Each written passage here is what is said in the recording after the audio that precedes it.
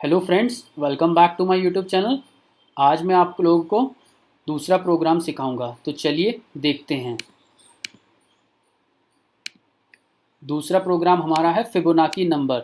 जैसे कि आप सब जानते हैं, फिबोनाची नंबर वो नंबर होता है जो पिछले दो एलिमेंट के सम से बनता है। जैसे कि हमने थर्ड फिबोनाची नंबर बनाना है, तो हमारा वो नंबर तभी बन सकता है जब हम पिछले दो एलिमेंट का सम लेकर के उसे बनाएं। जैसे कि आप यहाँ देख भी सकते हैं, मैंने एक वेरिएबल सी लिया है जो कि मुझे थर्ड फिबोनाची बनाना है।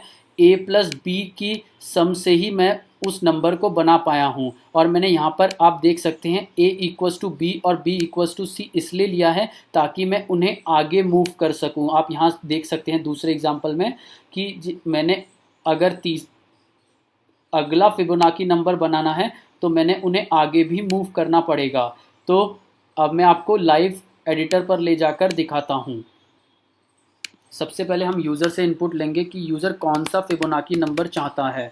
Scanner SCN is equals to new scanner system dot in. तो हमने एन में यूज़र से इनपुट पकड़ लेना है।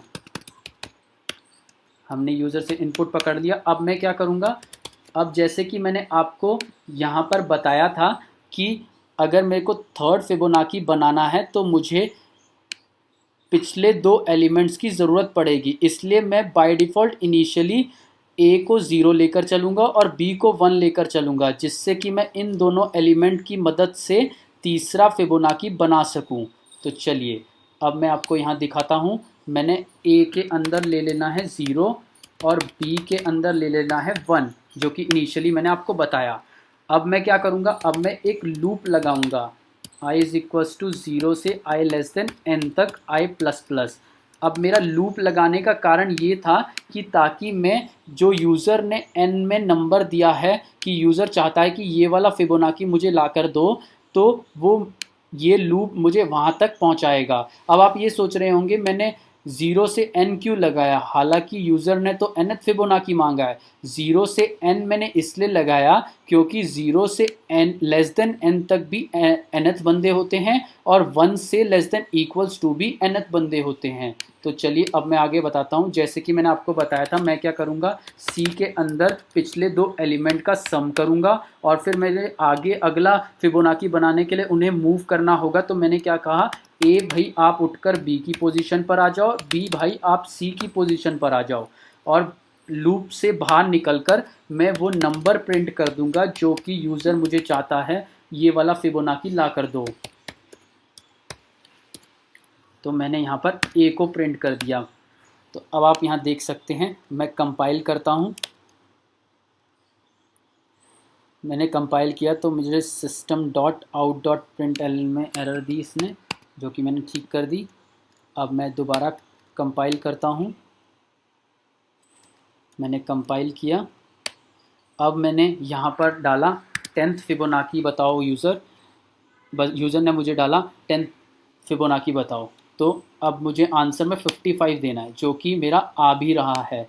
तो आप यहाँ देख सकते हैं मैंने यहाँ पर ए वेरिएबल को क्यों प्रिंट किया। ए वेरिएबल को मैंने इसलिए प्रिंट किया ताकि मैं आपको ये बता सकूं कि आप ए वेरिएबल को भी कंसिड्रेशन में ले रहे हैं, जो कि आपका स्टार्टिंग में आपने डिफाइन कर रखा है ए इज इक्वल्स टू 0 और बी इज इक्वल्स टू 1। अगर आप यहाँ ए नहीं प्रिंट करेंगे, बी या सी प्रिंट करेंगे, तो वो आपका ए और बी, यहाँ ए और बी में से आपका ए छूट जाएगा और जिससे वो आपको वैल्यू में प्रॉब्लम दे सकता है। जैसे आप यूज़र आपको बोलता है मुझे ये वाला फिबोनाची ला कर दो, तो वो फिर इशू करेगा अगर आपने यहाँ पर ए नहीं प्रिंट किया।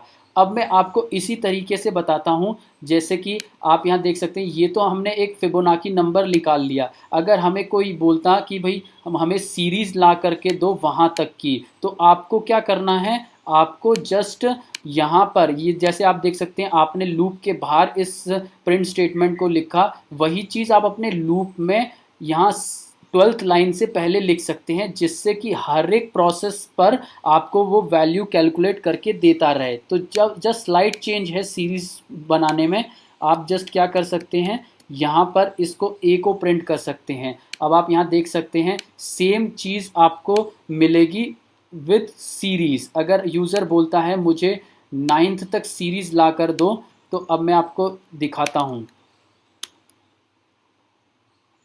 यहाँ मैंने कंपाइल किया, अब जैसे मैंने यहाँ 9 लिखा, तो अब आप देख सकते हैं 9th तक उसने मुझे सीरीज़ ला कर दे दी। और यहाँ पर आप देख सकते हैं, जो कि मैंने आपको इनिशियली बताया जब मैं ए को प्रिंट कर रहा था, यहाँ पर वो कारण ये था कि भाई ज़ीरो को भी वो कंसिड्रेशन में ले।